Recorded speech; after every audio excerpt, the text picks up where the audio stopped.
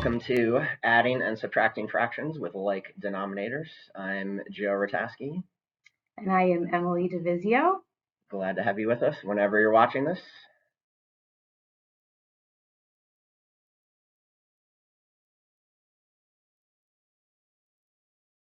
We'd first like you to pause and examine this task. So as soon as I'm done, I'm telling you what to do, pause this, and you can work on this by yourself, or if you're watching this with a team or a partner. So look at the student work that we have below and think about what misconception or maybe a misapplication of prior understanding that this student is showing. And how could maybe manipulatives or models help the student understand this concept? So go ahead and pause, and we will see you in a couple minutes.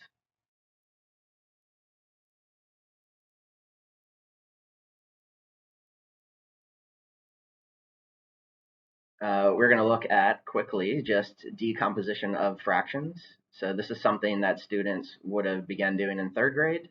And in fourth grade, they're simply adding in that addition notation.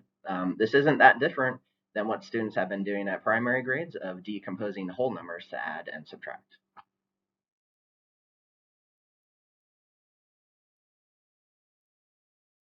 As Joe said, we want the students thinking flexibly about the fractions as well, so we do want to spend some time decomposing mixed numbers as well. Here you can see this example of students having some practice with decomposing mixed numbers would support that student perhaps in that first task with the misconception that they were having. And this decomposition of fractions is going to occur in GCG 1 of this unit.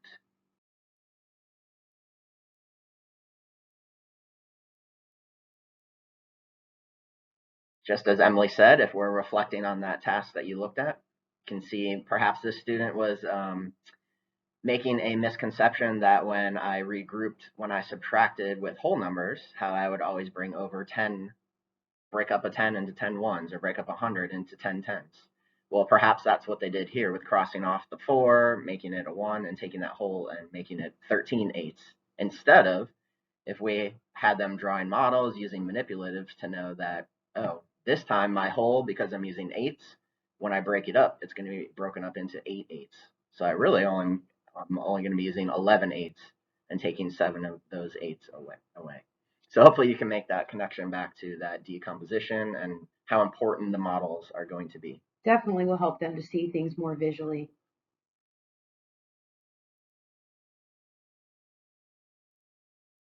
As connecting students' prior understanding with whole numbers to fractions such as decomposition, we want to also connect their understanding of what it means to add and subtract. So before in primary, kids were adding, subtracting items, measures such as counting bears, things like that. It was easy for them to say 5 bears plus 5 bears is going to be 10 bears. It's a little bit confusing now as they're using fractions because that item, that thing that they're quantifying, is defined by a number in the denominator. So when we're looking at fourths, we see a 4 in the denominator, but we really want them thinking, oh, I'm adding or subtracting these things called fourths or thirds or fifths, whatever it might be. So when we're talking about having 6, I have 3 6. Those 6 are the thing I'm counting, and 2 6, I'm adding 2 more of them. That's going to give me 5 6.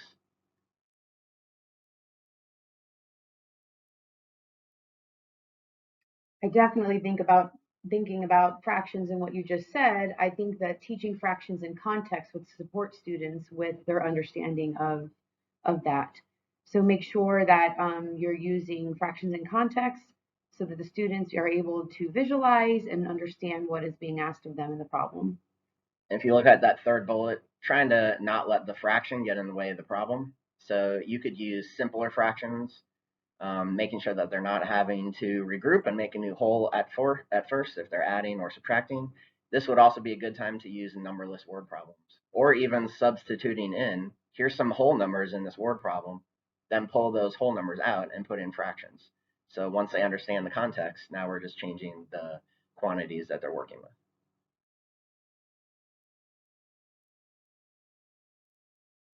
So here are some situations involving addition and subtraction, and just like we do with whole numbers, we want to expose our students to the different problem types where we have some that are result unknown, change unknown, and students are able to use different strategies to solve those problems. And the type of problem that you choose here could lead to different strategies, such as using a take from change unknown. That could help students to see more of a counting up strategy rather than a taking away strategy. We have some really great examples and resources for you to use in the instructional guides. Here's an example of one of the building understandings that comes from this unit. Take a moment by yourself, or if you're planning with a grade level team, to anticipate some student solutions and strategies to this particular problem and context.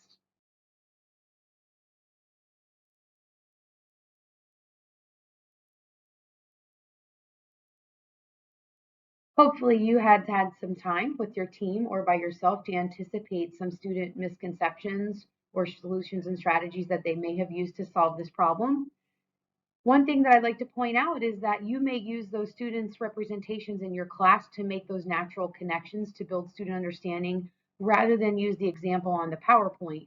Here you can see that we've provided a model as well as the equation that would connect to what would represent our story. And notice this could be subtraction or it could be a missing addend.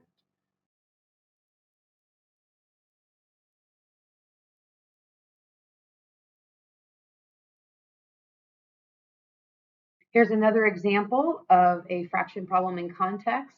Again, thinking about connecting the models to the equation. And as Joe said, different strategies may be used based upon the problem itself.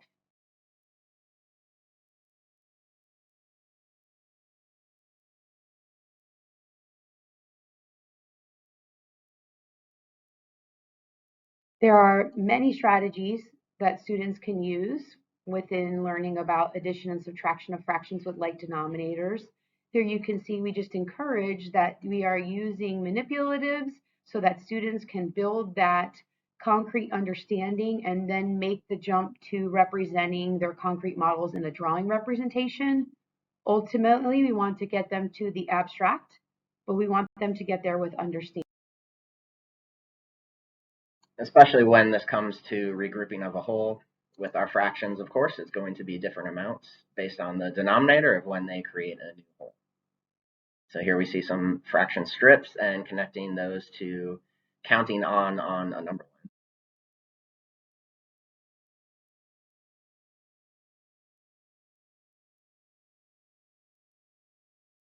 So you probably noticed that there could be a progression that you follow through in exposing students to the addition and subtraction with fractions. It's recommended to begin finding sums and finding differences within one whole before you have to start regrouping and creating new wholes. And then moving through that to find sums where you're going to have a fraction greater than 1 and also mixed numbers. This would be a good time to see if your students are able to determine when the denominator is going to tell them when we're making a whole, when we're going to have more than one whole, how we can convert between a mixed number and a fraction greater than 1. And then finally, probably the most difficult would be subtracting, where you're having to regroup one of those wholes. So you see in this example, 1 and 1/5, taking away 3 of those fifths, we don't have enough fifths, so we have to get them from that whole somehow.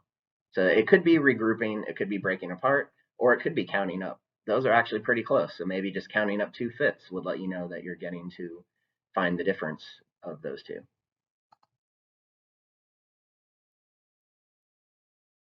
Again, just like our addition models, we encourage you to look in the Unpack PowerPoint, look for some of these subtraction models that you can use. It's going to be really important, like we saw with our student misconception earlier, that students have plenty of experience modeling, especially regrouping those wholes.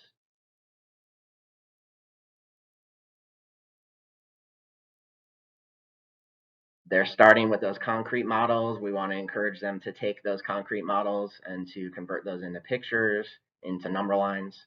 We're constantly working through that concrete to pictorial to abstract and having those all up at once so we can see how those models connect.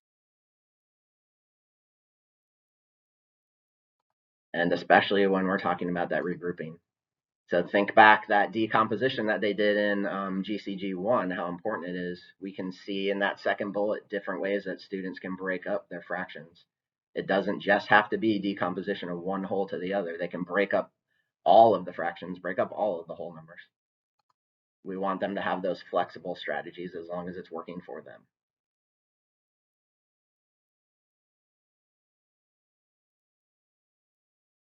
Estimation. We want our students to be able to be exposed and use estimation when working with fractions. This definitely helps to build their number sense of fractions and decide how big the fraction is based on its unit denominator. So when we're looking at a particular problem, for example, 1/8 plus 4/5, I know that 1/8 is closer to 0, whereas 4/5 is closer to a whole. So my sum is going to be somewhere around 1 whole. And I know these examples are denominators that are not the same, but we can start any of this estimation with our denominators that are the same in fourth. This is going to really help the students as they move into fifth grade and add and subtract with unlike denominators. Thinking flexibly about those fractions.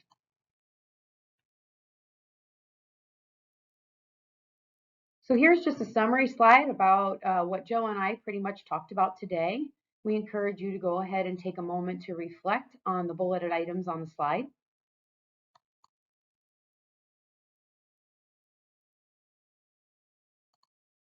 And again, revisiting this concrete representational abstract, the CRA. Again, we're not trying to move towards abstract being the goal, the finish line. We want students seeing all of these together so they can help make these connections across these. You'll see those bridges there across these concrete representational abstract islands. What a great summary of what we just talked about today in the concrete representational abstract model, Joe. Yeah, you'll see the CRA in a lot of these videos. All right, so finally, you can take scan the QR code or visit this to sign in for your attendance for this math dive in 5. Well, about 5. We went a little bit over 5 minutes. Have a great day.